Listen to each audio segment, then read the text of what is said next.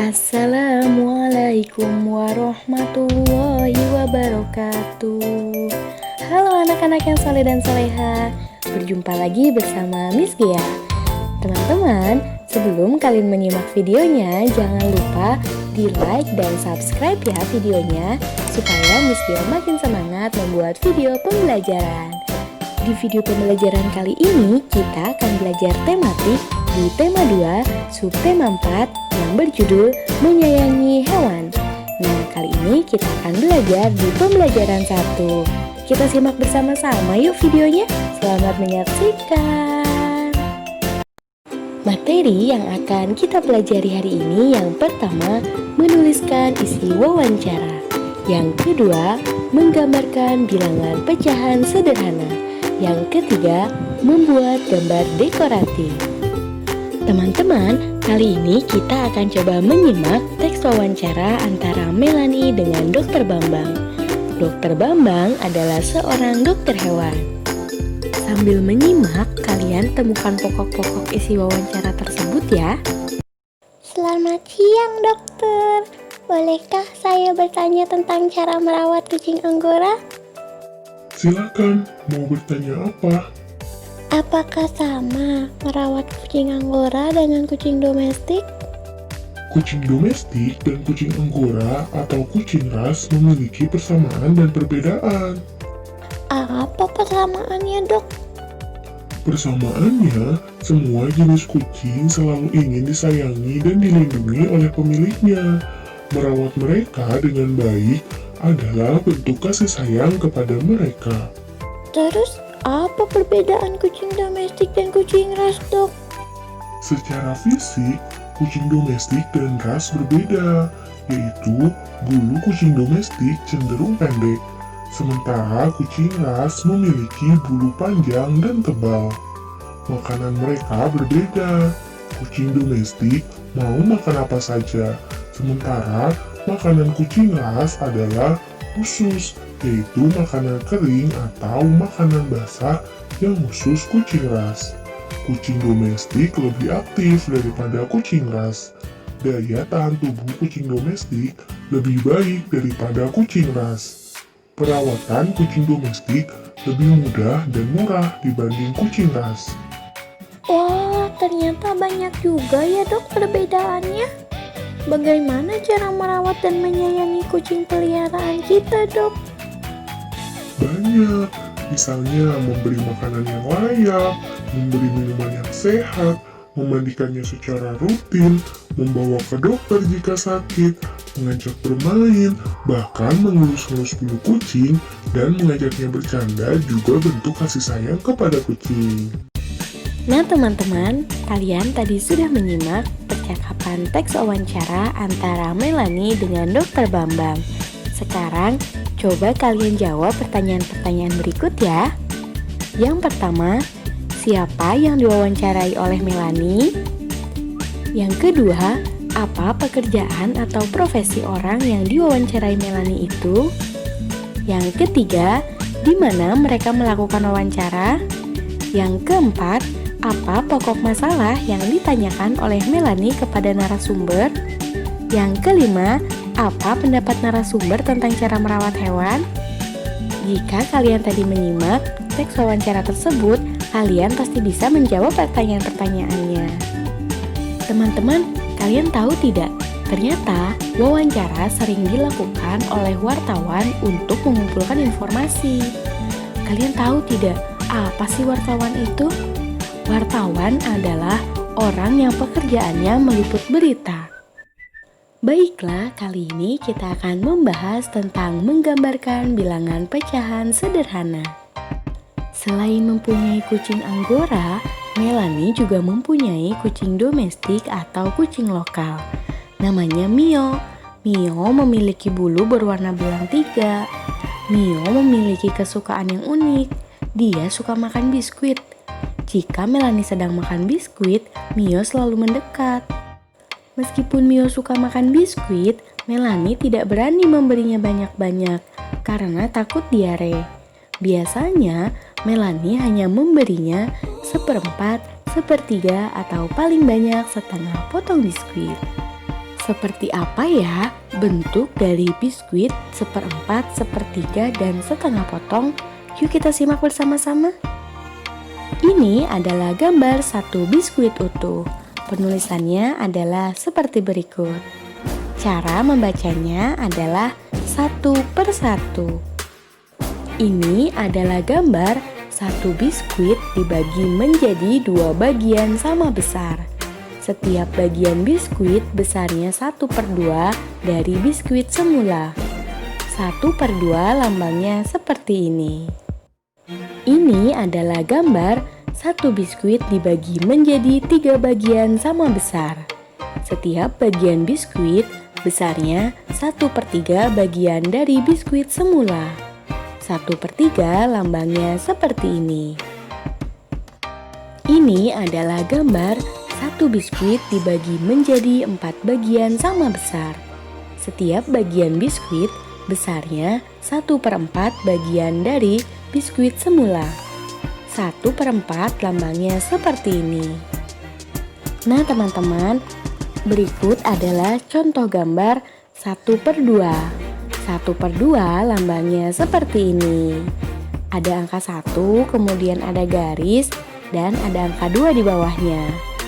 Angka 1 ini disebut dengan pembilang, dan angka 2 disebut dengan penyebut. Ini adalah contoh gambar 1/3. 1/3 lambangnya seperti ini. Ada angka 1, kemudian ada garis, dan di bawahnya ada angka 3. Angka 1 ini disebut pembilang, dan angka 3 disebut penyebut. Ini adalah contoh gambar 1/4. 1/4 lambangnya seperti ini. Ada angka 1, kemudian ada garis, dan ada angka 4 di bawahnya. Angka 1 ini disebut dengan pembilang, dan angka 4 ini disebut dengan penyebut. Ingat ya teman-teman, angka yang di atas disebut dengan pembilang, sedangkan angka yang di bawah disebut dengan penyebut.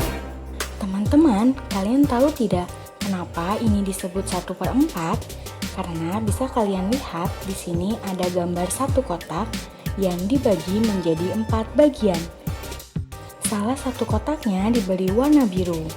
Nah, karena di sini ada 4 bagian, kemudian yang diberi warnanya itu hanya 1, jadi kita menyebutnya 1 dari 4 bagian, atau kita sebut dengan 1/4.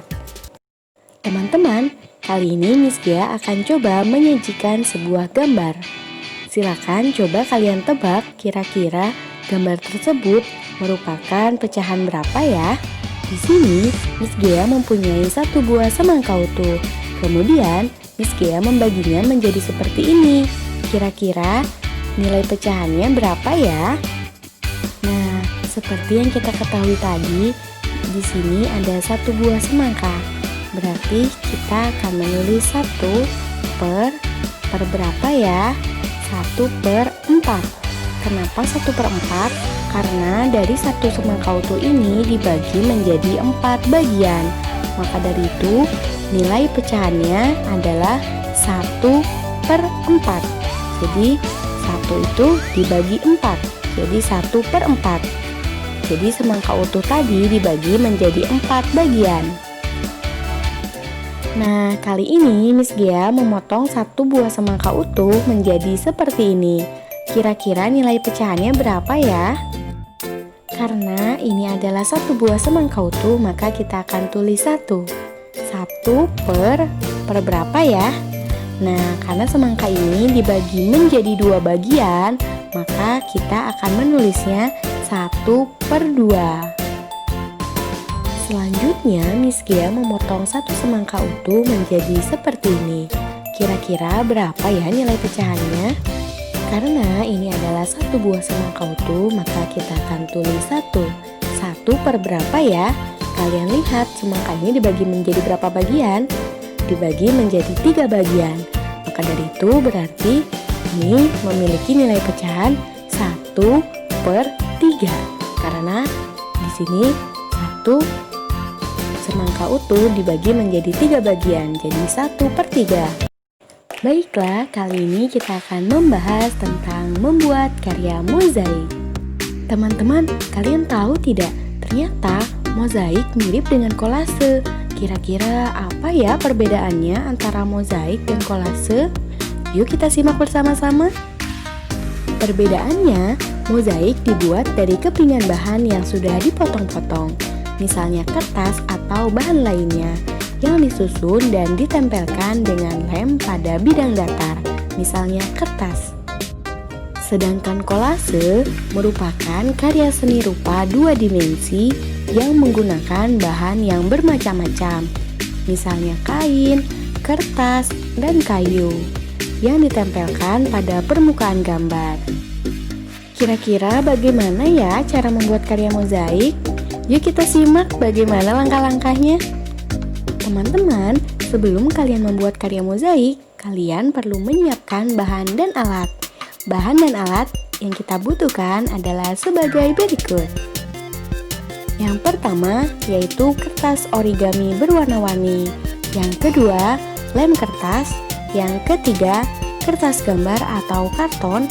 Yang keempat, pensil. Yang kelima, penghapus. Yang keenam, gunting. Yang ketujuh, pelubang kertas, dan yang kedelapan, pinset atau penjepit kertas. Nah, jika kita sudah menyiapkan bahan dan alat tersebut, kira-kira bagaimana ya langkah-langkah membuat mozaik? Yuk kita simak. Langkah yang pertama, buatlah sketsa gambar pada kertas gambar atau karton. Di sini ada contoh gambar sketsa bunga. Kalian bisa membuat sketsa gambar pada kertas gambar atau karton menggunakan pensil. Langkah yang kedua, potong-potong kertas origami dengan bentuk bebas dengan ukuran kecil-kecil. Pisahkan masing-masing potongan kertas tersebut sesuai warnanya. Kalian juga boleh memotong potongan-potongan itu dengan alat pelubang kertas, sehingga bentuk lingkarannya menjadi sama ukurannya. Langkah yang ketiga, ratakan lem kertas tipis-tipis pada sketsa yang kamu buat. Setelah itu, tempelkan satu persatu potongan kertas origami pada sketsa tersebut. Sesuaikan warna dengan gambar sketsa yang kalian buat. Jika kesulitan, kalian dapat menggunakan alat yang ada di sekitar kalian, misalnya pinset atau penjepit. Langkah yang keempat, lakukan kegiatan menempel sampai semua pola gambar penuh oleh potongan kertas. Kerjakan dengan tekun dan rapi ya teman-teman, supaya hasilnya menjadi maksimal. Sekian video pembelajaran kali ini. Semoga bisa bermanfaat ya teman-teman. Sampai jumpa di video pembelajaran selanjutnya. Tetap semangat ya belajar dari rumahnya, dan jangan lupa juga jaga kesehatan. Terima kasih. Wassalamualaikum warahmatullahi wabarakatuh.